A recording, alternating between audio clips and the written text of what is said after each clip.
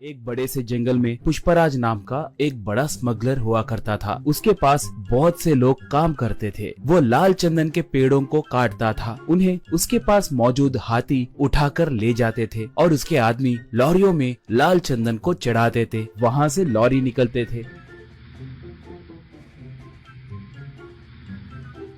वहाँ पर चेकपोस्ट के पास मौजूद पुलिस वाले भी पुष्पराज के ही आदमी होने के कारण उनकी जांच करे बिना ही वो लोग लॉरियों को छोड़ देते थे। ऐसे उसके जुर्म का साम्राज्य बहुत फैला हुआ था।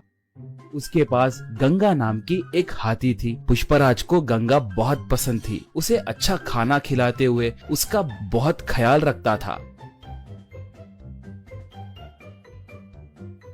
वो भी पुष्पराज को अपने ऊपर बिठाकर घूमते रहती थी।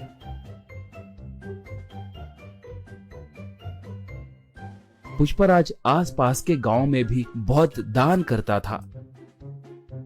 इसलिए अगर गांव में कभी कोई पुलिस की गाड़ी आती तो उस गांव में रहने वाले पुष्पराज के आदमी तुरंत पुष्पराज को फोन करके उसे जानकारी देते थे। इससे पुष्पराज सतर्क होकर जंगल में दूसरे इलाके को अपने आदमियों के साथ मिलके चला जाता था। पुलिस वाले आकर वहां पर देखे तो उन्हें कोई नहीं दिखते थे। इससे वो लोग सर पकड़ लेते थे।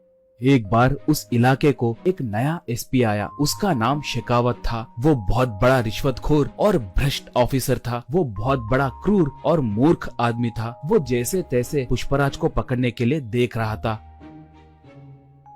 एक बार गलती से गंगा एक घाटी में गिर गई, मगर वो पूरी तरह से घाटी में गिरे बिना नीचे एक बड़े से पत्थर के बीच में फंस गई थी। वो हाथी उसे बचाने के लिए चिंगाड़ने लगी। उसके चिंगाड़ को सुनकर पुष्पराज और उसके आदमी वहां पर आए। वो लोग गंगा को देखकर उसे कैसे बचाना है कहकर सोचने लगे। पुष्पराज तब, अरे इसे बचाने के लिए हमारी ताकत बस नहीं होगी। इसके लिए एक जेसीबी को लाना होगा। वो अब कहाँ पर होगा? उसे अब तुरंत लेकर आइए, कहा। एक तब, पुष्पा भाई, उस जेसीबी के मालिक का घर पुलिस स्टेशन के बिल्कुल बगल में ही है। हम अब उसके लिए गए तो बहुत खतरा होगा। पुलिस वाले हमें पकड़ सकते हैं। हम अब गंगा को छोड़ दिए तो ही अच्छा रहेगा। हमें वहाँ पर जाने के लिए हिम्मत नहीं है भाई, कहा। पुष्पराज उसे एक खींच के मारकर, गंगा के लिए मैं चाहे जितना भी दूर जा सकता हूँ। आप नहीं गए तो मैं ही जाकर उस जेसीबी को लाऊंगा। इसके अंदर आप लोग रस्सियों को तैयार करके रखना, कहा।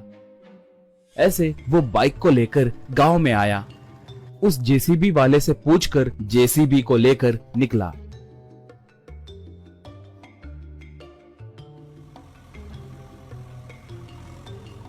उसे देखकर एक पुलिस इन्फॉर्मर शेखावत को फोन करके पूरी बात बताया। बस शेखावत तुरंत अपने जीप में निकला। पुष्पराज पहाड़ के पास पहुंचकर जेसीबी को रस्सियां बांधकर उनसे गंगा को ऊपर खींचकर उसे बचाया। गंगा ऊपर आकर खुशी से चिंगाड़ने लगी। पुष्पराज को अपने सूंड से आशीर्वाद दी। इतने में शेखावत वहां पर आकर बंदूक से पुष्पराज पे निशाना साधा।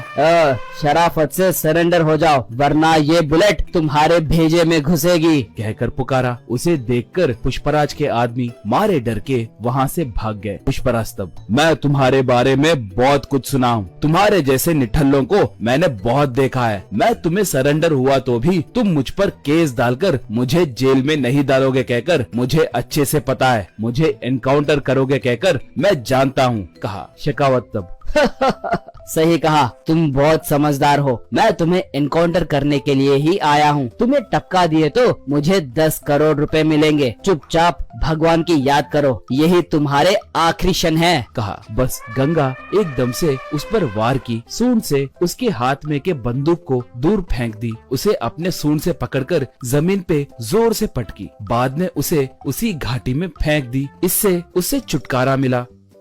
बाद में पुष्पराज गंगा को प्यार से चूमा। उसके ऊपर बैठकर जंगल की ओर निकला पुष्पराज। दोस्तों, आपको ये कहानी पसंद आई तो दया करके हमारे चैनल को सब्सक्राइब कीजिए। उसके साथ साथ वीडियो को लाइक मार के आपके दोस्तों को शेयर भी कीजिए। पुष्पा 2 के लिए कौन कौन इंतजार कर रहा है हमें कमेंट में बताइए। धन्यवाद।